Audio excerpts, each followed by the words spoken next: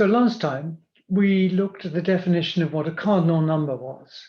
And we said that associated with every set, X would be its cardinality. So the cardinality is that ordinal, smallest ordinal with which the set is bijective. The cardinal number is an ordinal which is a cardinality of a set. In particular, for an ordinal, it is its own cardinality if it's a cardinal. So in symbols, we had that X, sorry, I haven't turned the camera on. The cardinality of X, set X is the least ordinal, alpha, so that there's a bijection between X and alpha.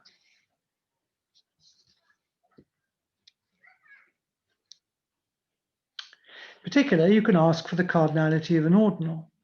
So again, this is going to be the least alpha bar, such that alpha is bijective with alpha bar.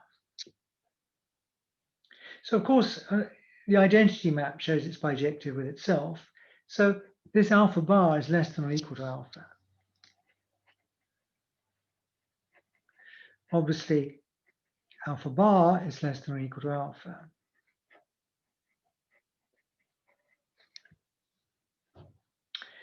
But those ordinals which aren't bijective with anything smaller, we'll call cardinals.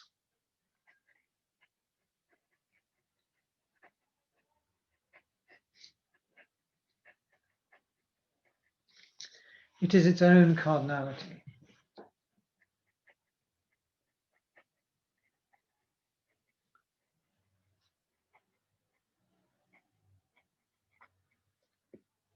And we saw examples. I mean, finite ordinals are cardinals and omega is a cardinal.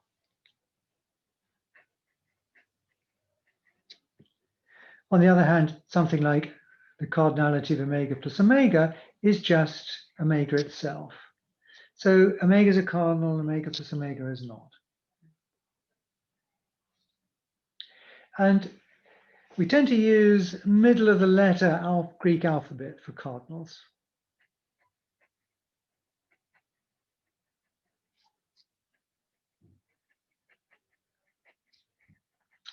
So middle of the Greek alphabet.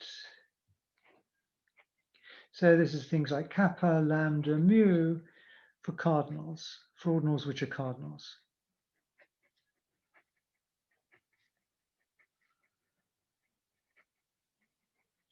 So that's a convention, right?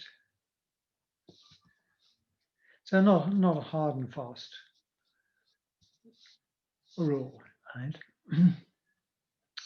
But typically, if you see kappa, lambda, mu, you should start suspecting that it's going to be a cardinal.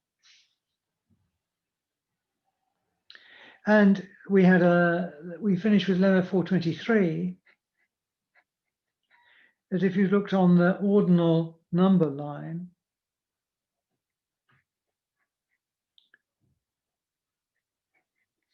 so gamma is an ordinal between alpha and its cardinality, then cardinality of gamma is the cardinality of alpha after all. Here's 0. Perhaps here's the cardinality of alpha. Here's gamma. Here's alpha. So there's a bijection between these two, right? So fairly intuitively, there's going to be a bijection between these two here. And we gave the reasons there in that lemma 423.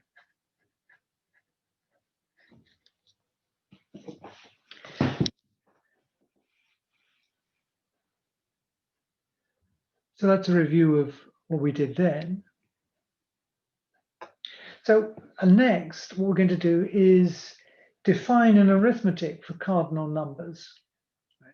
So this will actually be, in a sense, simpler than defining arithmetic for ordinals, but they're so different that you can hardly really compare them. Of course, the cardinals are ordinals, and there's a kind of plus and times for cardinal operations, which is different from the plus and times for ordinal operations. Right? So you should bear that in mind. And we'll see that the properties are really quite different, in fact, when it comes to addition and multiplication. So that will occupy us for the rest of this lecture, and we'll be considering, again, more cardinal arithmetic in the next lecture as well. So for the next 2 lectures, we'll be doing section 4.3 here. Okay, so let's see how we define cardinal arithmetic then. So 4.3 here. So this is the chief definition for today, is 424.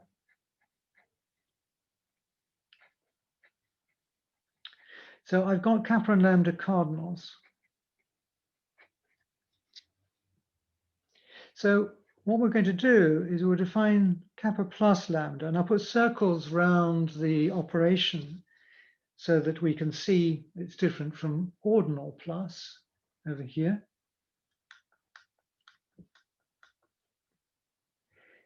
And what it's going to be, well, these are sizes of sets, kappa and lambda. So we're going to look at the certain size of a set. We're going to say it's the size of K union L, cardinality of K and L, where K and L are disjoint, so we don't get into confusions by having them overlap. And K will have size kappa and L size lambda. Cardinality of K is kappa, cardinality of L is lambda. This is K. So the idea is, I want to know what perhaps kappa plus lambda is. So I take a set of size kappa, and here's one of size lambda, right? And now you can see why I don't want them to be disjoint. I'll take the union. I don't want them to overlap because that might make the calculation come out wrong. So I keep them apart. So I have disjoint K and L, and I just look at the size of this union here. And this will be what, well, kappa plus lambda is over there. Yeah.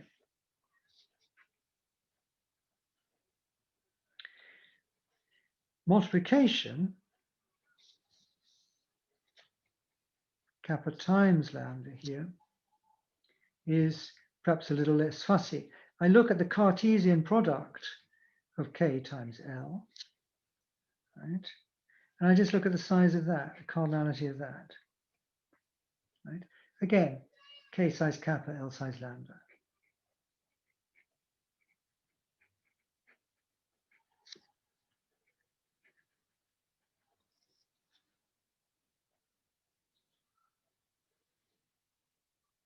So again, I mean, I can think of a Cartesian product, of course, we've drawn pictures like this, right?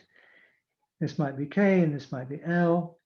So I can think of this kind of rectangle as the Cartesian product of K with L, and we're looking at the size of this rectangle, roughly speaking. Right? Now notice it doesn't really matter which K and L I pick. I just need sets of size kappa and lambda. I could pick another pair of sets, K prime and L prime, perhaps of the same size.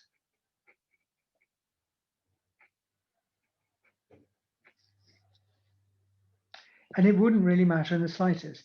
Because I've got bijections between K and K prime and L prime, because after all, they're bijective with the same ordinal. So composing bijections, they're bijective with each other. So K is bijective with K prime, ditto for L and L prime here. I've got a bijection between this set and this set. Right? So the cardinality of this is going to be no different from this one. Right? So it doesn't matter which K and K prime we pick.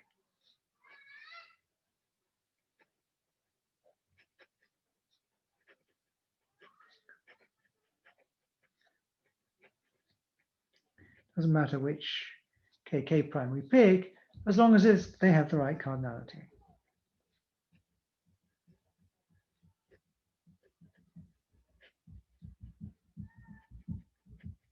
etc. The same for lambda and L. So this is how we're going to define times, and this is how we're going to define plus. Right?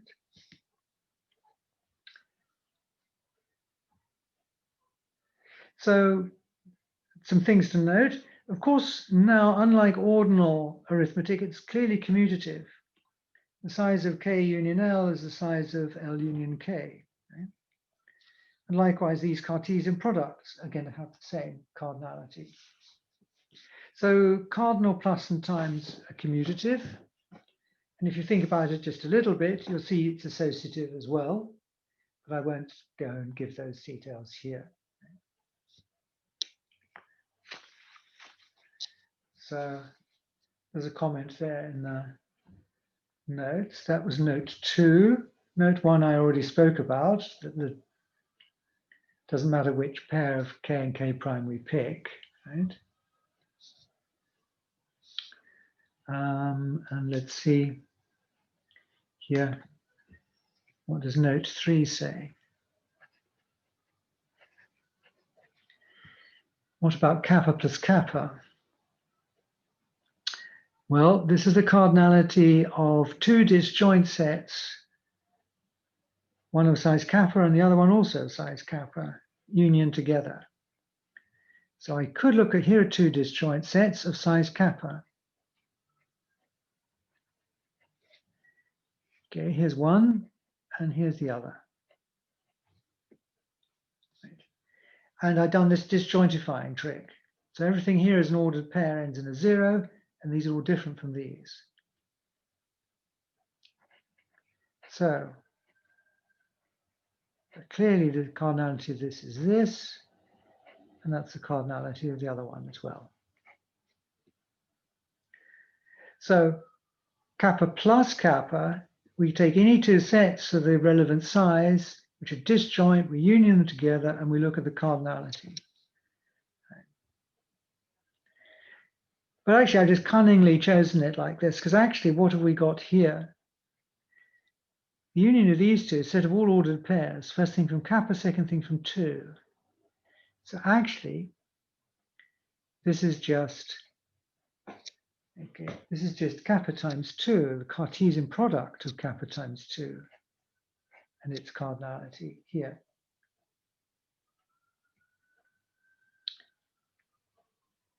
Literally a set, so this is this, equals, it's identical to that. But this here, this is the definition of kappa times 2. So it looks like it's kind of working, right? Kappa plus kappa, 2 lots of kappa, 2 lots of kappa.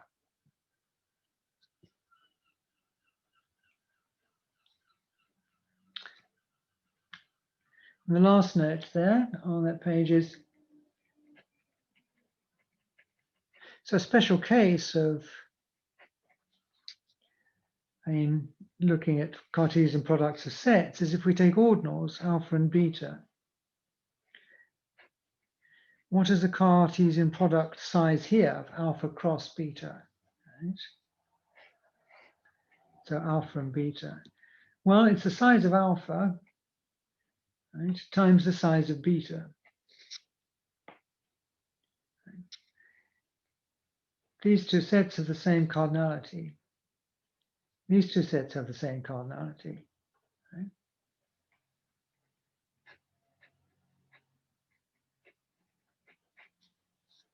As well.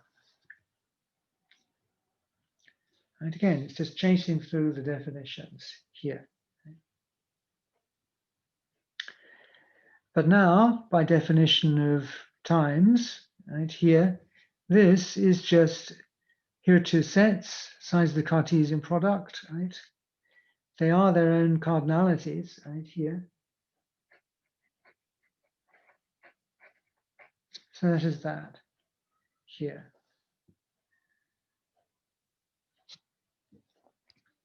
Again, recall we had this before. Cardinality, the cardinality of alpha is the cardinality of alpha.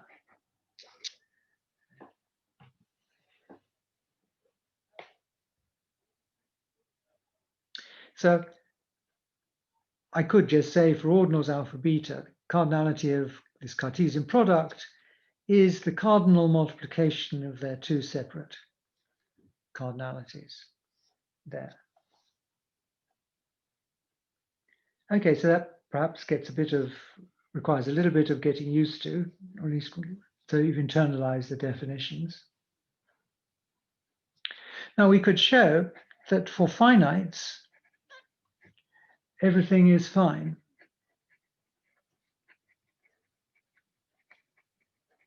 I pick any finite natural numbers, then m plus n, and this is the ordinal plus, this is the same as m cardinal plus n.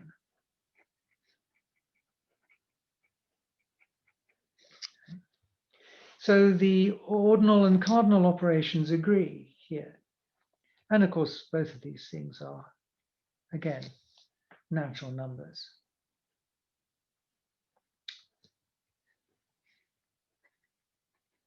And similarly for times. Ordinal times here coincides with cardinal times. Again, less than omega.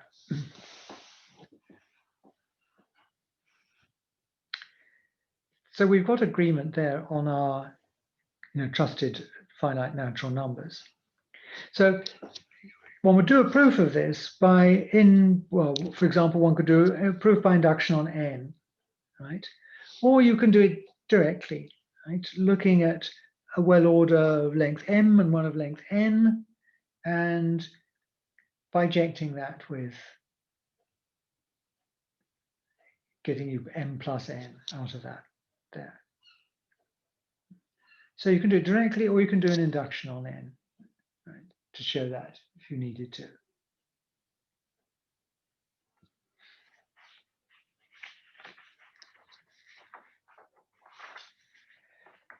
Okay, but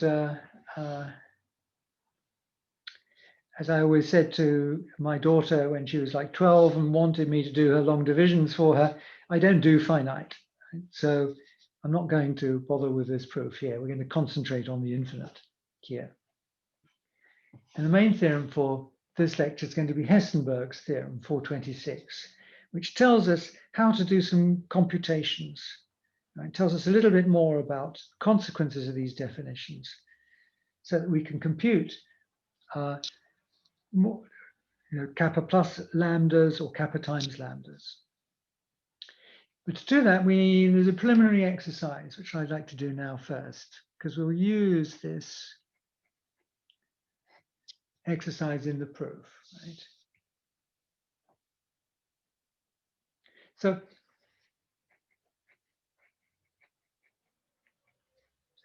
what we're going to have is, I suppose I've got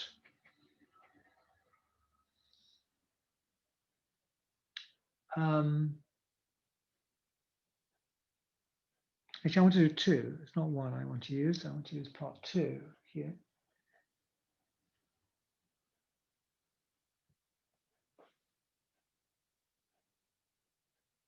Let me just,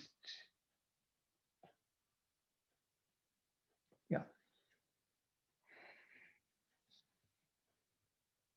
Okay, oh, well, I still have to suppose that this is a well order. So I've got a well ordering. I'll grow it up the page here.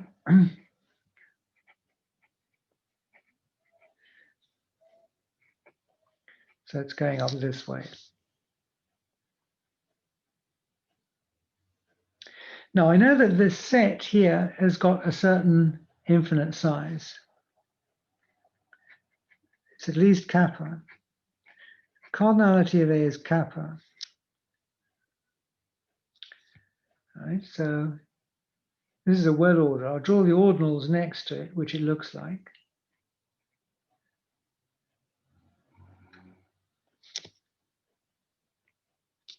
So I know A is not smaller than kappa. Now the property of the well order is that every initial segment of the well order is smaller than kappa.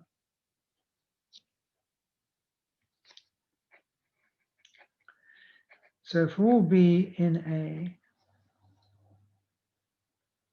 this initial segment, the stuff that comes before B, is a B. So the stuff that comes before B in the ordering here, this is isomorphic to some delta, where delta is less than kappa. So this here is isomorphic to some delta here, less than kappa. I mean, A has got size at least kappa. I mean, one might think perhaps A goes up here or something. Right? To turn out to be not the case. Right? Sorry. So I pick any B in A. The initial segment determined by B has got an order type which is strictly less than kappa. That's the point. It's less than kappa. Then the conclusion actually is that the order type of AR is exactly kappa. There isn't any overlap up here.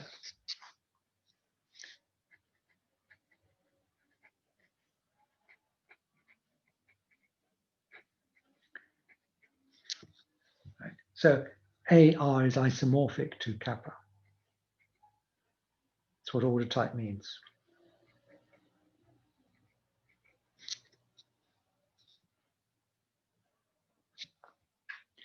And it's kind of just an observation on the shape of the ordering, given all the conditions that we've laid down.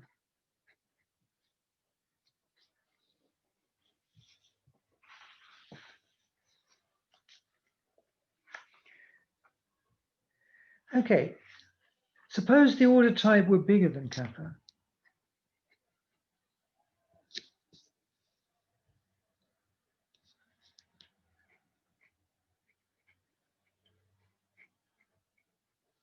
Suppose the picture did look like this, where there's more up here. Then there'd be some object, there'd be some D, say, in here, which would be the kappath element in this well order. Or to put it another way, the initial segment determined by D would have to be kappa and not something smaller.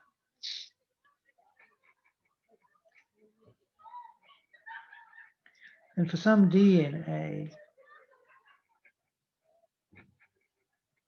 D is the kappath element.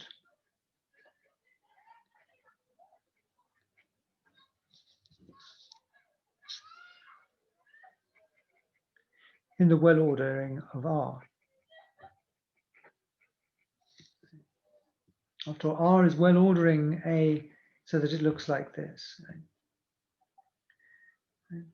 So if this order type grows beyond kappa, there are going to be elements in A which represent kappa, kappa plus 1, kappa plus 2, and so on, right? Up to the order type.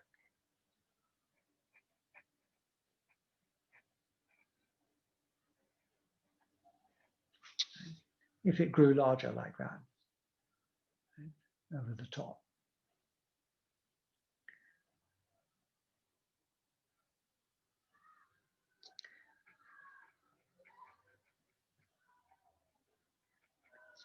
In other words, we'd be saying that A delta, sorry, R, here,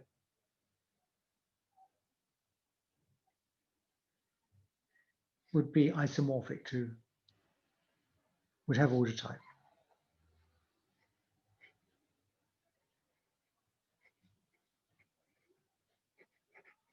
I.e. A delta R would be isomorphic to kappa epsilon. But that's contrary to what we're told about initial segments. They can't have length kappa.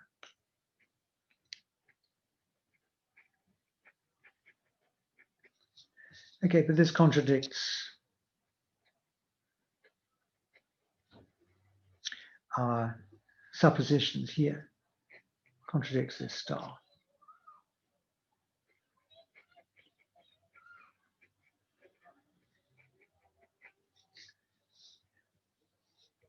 So the order type is less.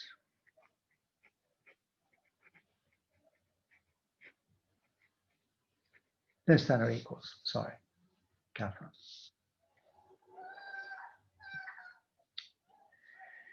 And now we just observe that we also suppose the size of A was at least kappa.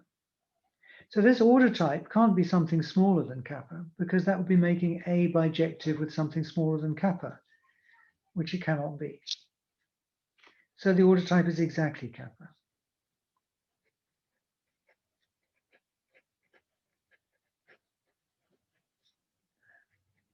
Applies to some gamma less than kappa with a bijective with gamma.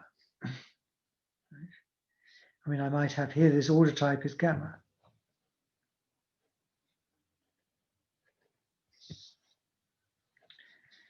And this is a contradiction. So the order type is exactly kappa.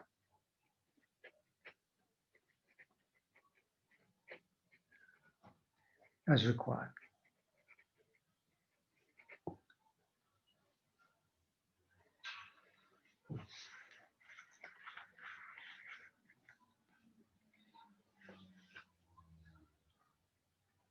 Okay. So bear that in mind, and we will look at Hessenberg's theorem. Actually, seeing how the time has gone, I'll defer the proof of the theorem to next time, but we'll talk about it and some of its consequences.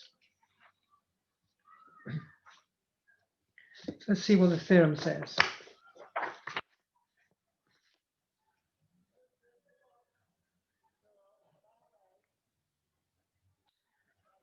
So 426.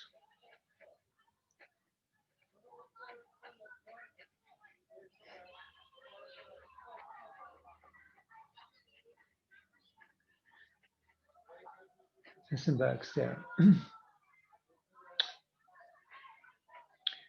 Let kappa be an infinite cardinal. Okay, so again, we're not doing finite.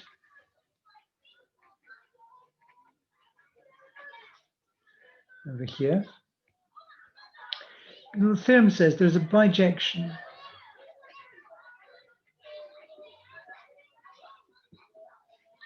of this Cartesian product of kappa cross kappa with itself.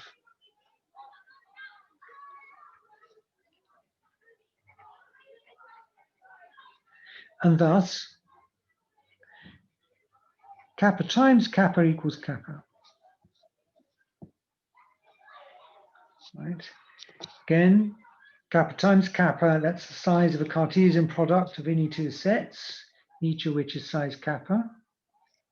So here are these two ordinals, each of cardinality kappa, and the result is kappa here.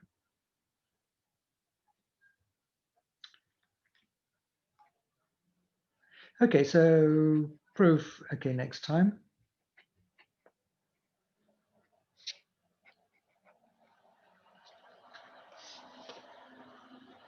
So let's instead just look at the corollaries that we're going to get from this. Let's look at corollary 427.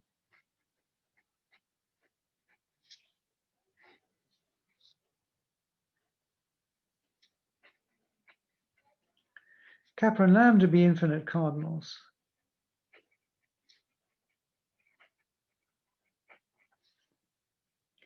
Then it says cardinal arithmetic is extremely simple. Kappa plus lambda is exactly the same as kappa times lambda. It's just the larger of the two.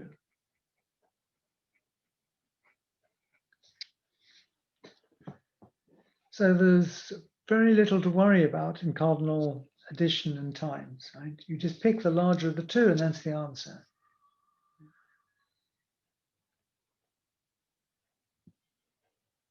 So,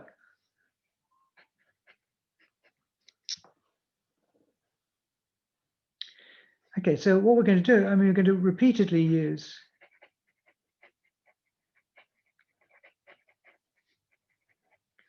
right, statements of the form, if A is injective into B, this is equivalent to saying cardinality of A is less than or equal to the cardinality of B. Right? Yeah. And likewise for A injective into B, but not vice versa, and strict less than.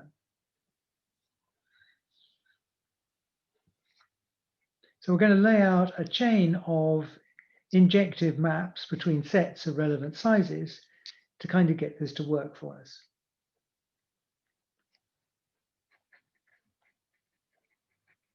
So two infinite cardinals, let's assume kappa is less than or equal to lambda. Makes no difference. But then we can write down definitely then here that lambda is the maximum. Actually, I'll stick with what I've written in the notes, which is the other way around. So kappa is the maximum of the two here. Now I'll take x and y disjoint, which have got sizes kappa and lambda.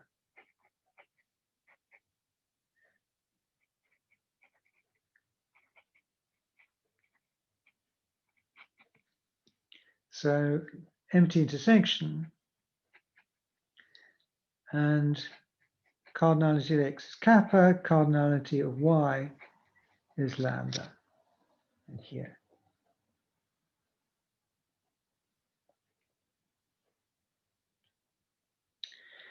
Okay, lambda is less than or equal to kappa.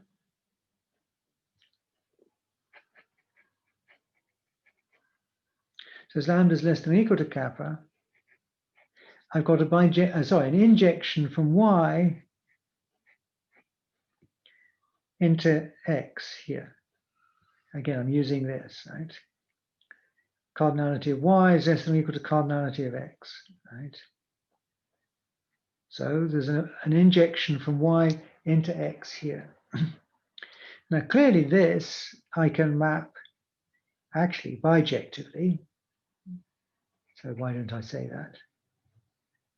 Into x cross singleton 1. So I just replace any element of x and pair it off with 1.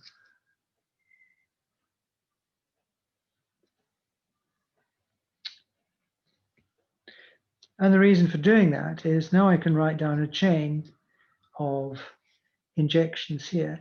X is injective 1-to-1 into X union Y. Just use the identity map. I can inject X into X union this. I just send any element U of X to the pair U0. And Y, I've just said is injective into X cross 1.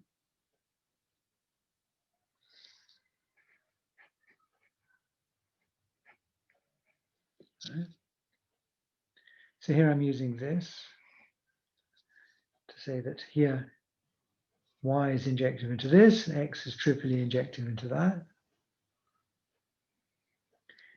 But again, Cartesian product, these are the elements of 2. So this just equals as sets x cross 2 is a Cartesian product. Now x is infinite and 2's only got 2 elements. So there's certainly a 1-to-1 map of this into x cross x. I just pick 2 elements, u and v of x, and I send 0 to u and 1 to v.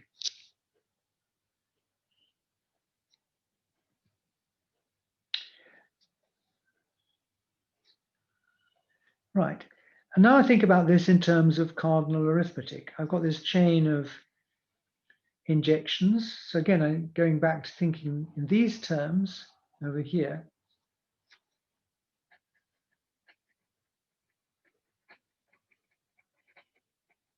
So in terms of a cardinal arithmetic,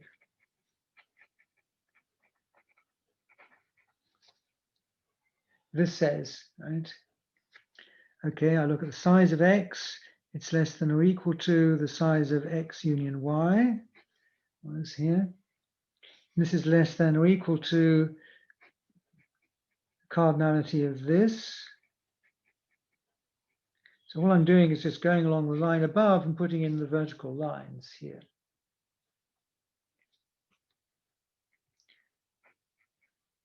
This is x Cartesian product of x with 2 here. and this is less than or equal to Cartesian product of x cross x here. But now I write down what I've got in terms of ordinals. These are all now ordinal less than or equals, right, here. X has got size kappa, y has got size lambda. So this here is kappa. Yeah.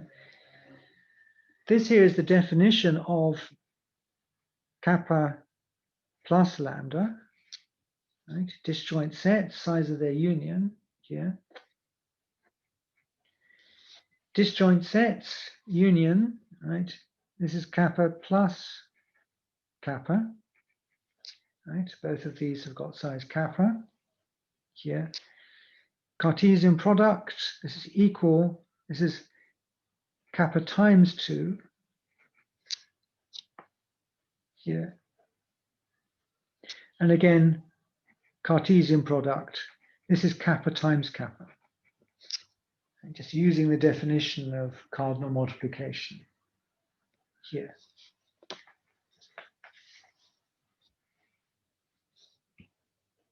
But Hessenberg says that this is just this. This end equals this one here. Right? So we have equality everywhere.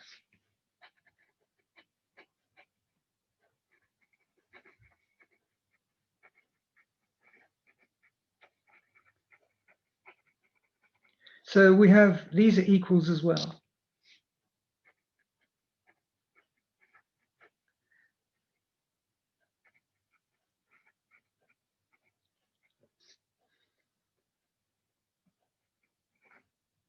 Equals kappa times kappa. So kappa plus lambda is the larger of the two, kappa here. And to finish off, for multiplication, so kappa plus lambda is the maximum of the two.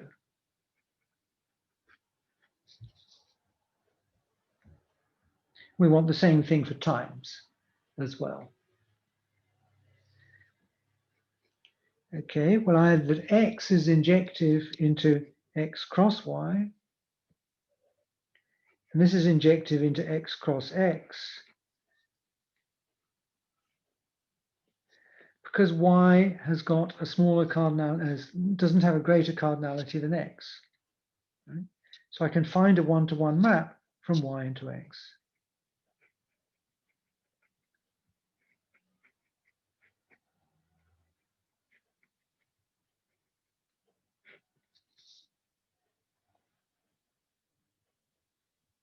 So again, in terms of cardinals, what I've got is this cardinal here. Sorry, didn't realize I'd gone off. So I've written x is injective into x cross y. And because y is injective into x, because it's got a smaller cardinality, right, I can say that this Cartesian product is injective into this one. So in terms of cardinals, I've got kappa here is less than or equal to, now I can put sizes with less than or equals, with less than or equals here. So this is kappa down here. This is now kappa times lambda here. And this is now kappa times kappa. But again, we appeal to Hessenberg that says these two things are the same, so they're all equal.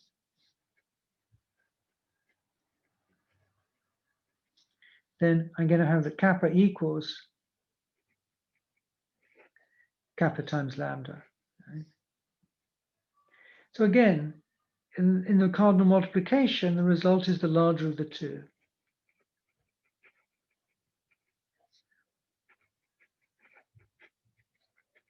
And that's precisely what the corollary said.